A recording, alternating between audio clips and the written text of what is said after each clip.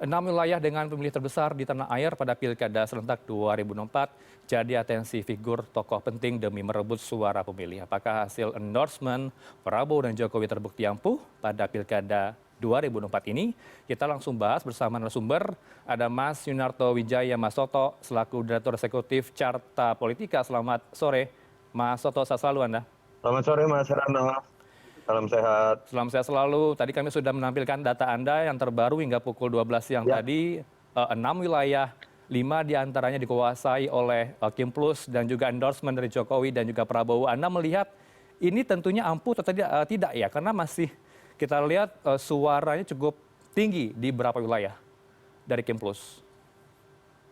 kalau saya harus meralat kesimpulan yang coba dibuat oleh Mas Heranov ya, Oke.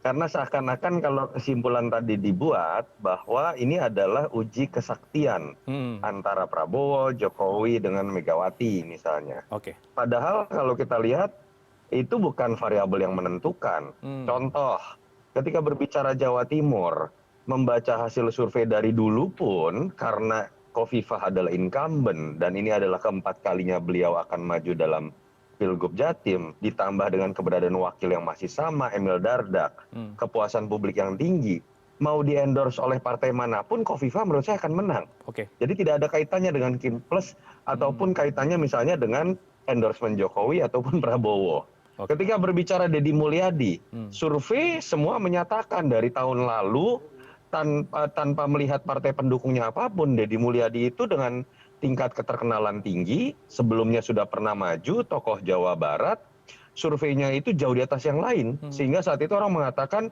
Deddy Mulyadi hanya bisa dikalahkan oleh Ridwan Kamil. Tanpa perlu membahas apakah Deddy Mulyadi adalah bagian dari Kim Plus hmm, atau dari latar belakang partai mana. oke. Deddy Mulyadi ketika masih di Golkar pun, dia kuat sekali walaupun Golkar bukan partainya presiden gitu Hmm, misalnya ya. hmm, Atau ketika berbicara mengenai Jawa Tengah, hmm, betul ada endorsement dari Jokowi. oke. Tetapi kalau kita kemudian melihat bagaimana sepak terjang Ahmad Lutfi yang dari setahun setengah atau 2 tahun lalu sudah bergerak, Hmm, tingkat pengenalannya lebih tinggi dibandingkan dengan Pak Andika kalau bicara di Jawa Tengah, tentu saja menjadi sangat lumrah bahwa efek dari tingkat keterkenalan ini akan membuat Ahmad Lutfi memiliki modal lebih besar hmm, untuk hmm, menang dibandingkan dengan Andika. Jadi kita harus bisa memisahkan satu persatu terkait dengan personal brandingnya, terkait dengan kinerja politiknya, bahkan sampai hal-hal yang tidak terlihat, Mas Heranov. oke. Ada dalam survei itu bisa dibuktikan bahwa faktor uang itu menentukan, mengingat bagaimana transaksi, bagaimana masyarakat kita semakin transaksional, terutama setelah Pilpres dan Pileg.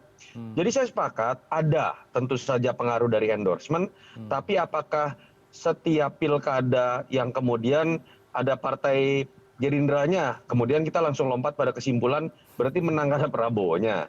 Atau ketika ada 3 atau lebih dari partai Kim Plus yang tergabung, berarti yang menguatkan adalah faktor Kim Plus-nya. oke. Atau ketika karena pernah makan atau datang ke rumahnya Pak Jokowi di Solo, Hmm, yang menyebabkan menang adalah Pak Jokowinya. Kalau itu yang oke. terjadi, kasihan. Hmm. Pilkada kita seakan-akan hanya akan milik Prabowo, milik Jokowi, milik Megawati, dan semakin rendah kualitas dari pilkada kita. Jadi menurut saya kita harus melihat itu dalam skala yang berbeda-beda dengan analisis yang berbeda-beda juga. Tapi kalau melihat Sumut, Mas, ini kan cukup mengagetkan suara mantu Jokowi cukup tinggi dibanding petahana, Mas. Ini endorsement-nya apakah berlaku tidak di sana? Beda kalau dalam konteks dia adalah mantu dan anak. Oke. Kalau itu kan bagian dari politik dinasti. Tentu Hmm, saja nama besar ayah atau mertuanya akan berpengaruh langsung. hmm, Dan itu kan kita sepakat. Dalam konteks demokrasi bukan juga sebuah nilai tinggi, malah hmm, sebuah nilai rendah.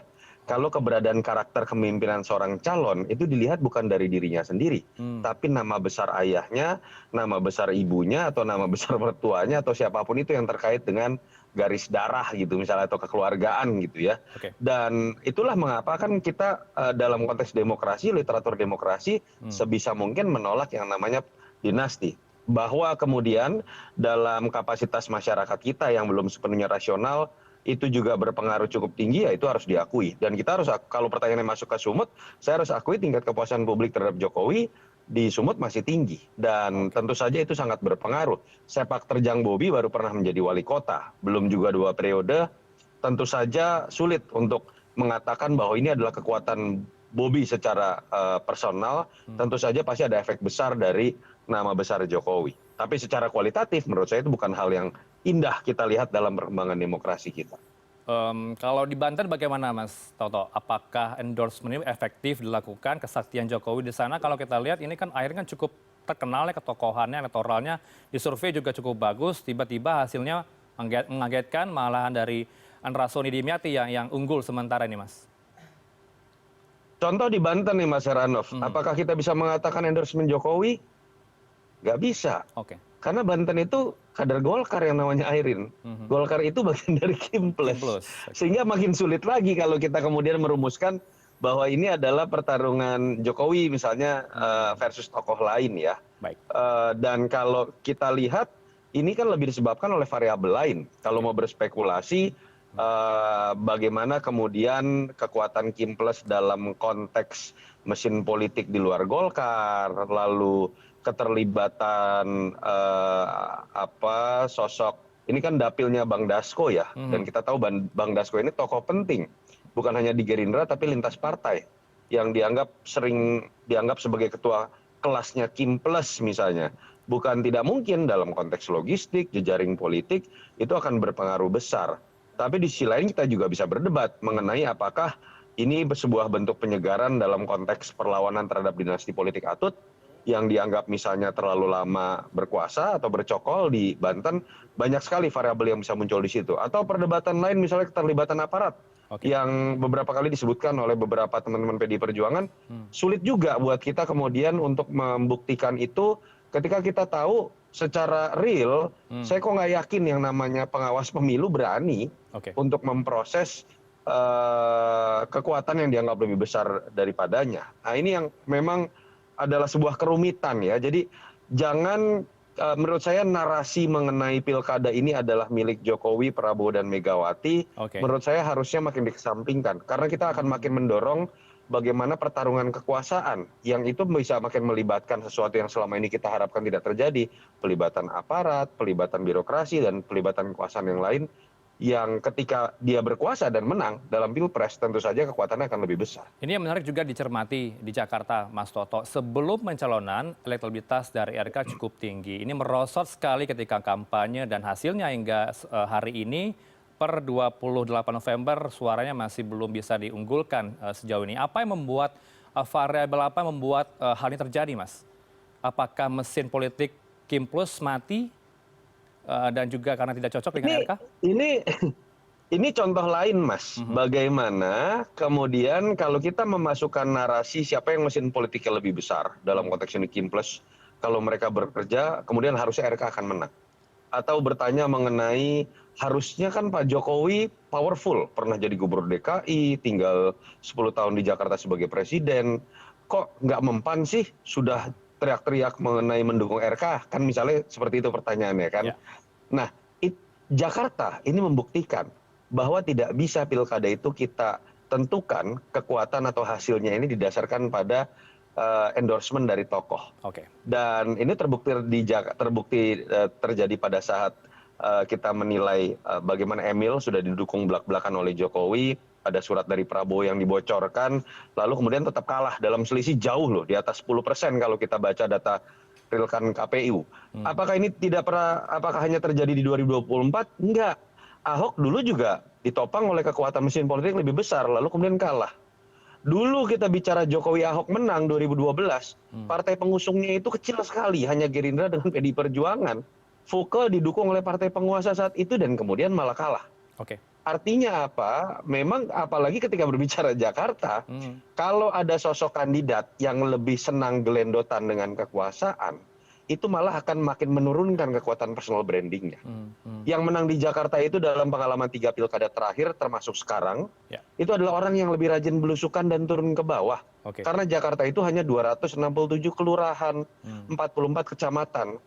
Beda dengan Jawa Barat, Jawa Tengah, Jawa Timur yang tidak mudah untuk menggapai keseluruhan bertemu dengan masyarakat.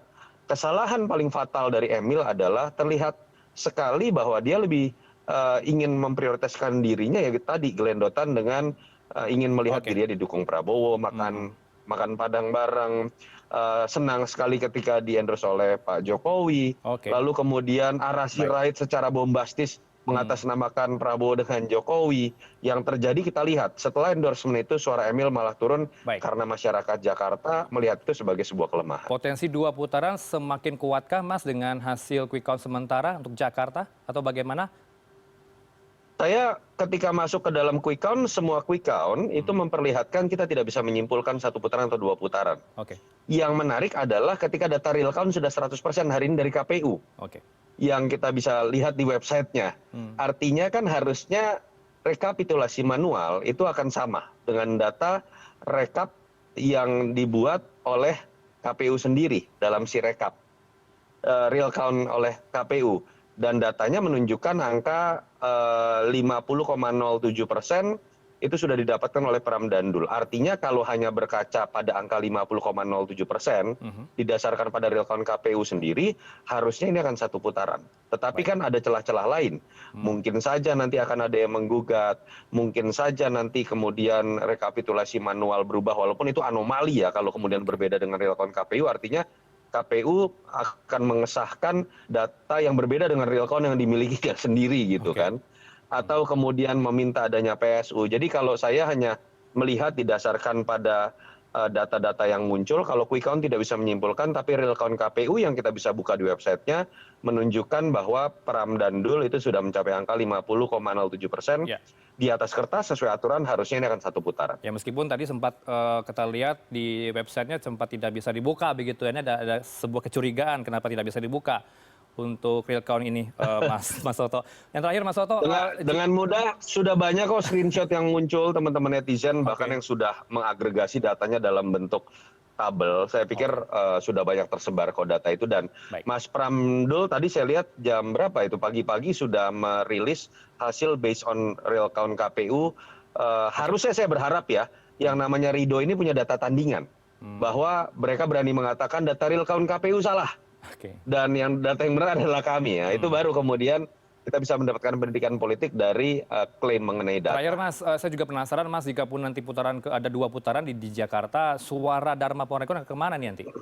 Ke 3 atau ke 1? Kalau kita baca dari karakteristik selama survei dan exit polls yang dimiliki memang lebih dekat dengan pemilihnya Pram Dandul. Oke. Artinya memang Pram Dandul andai kata pun terjadi 2 putaran memiliki 2 keunggulan. Pertama mereka katakanlah tinggal membutuhkan suara sedikit sekali gitu ya. Andai kata tidak nyampe 50% kan hanya 0, misalnya.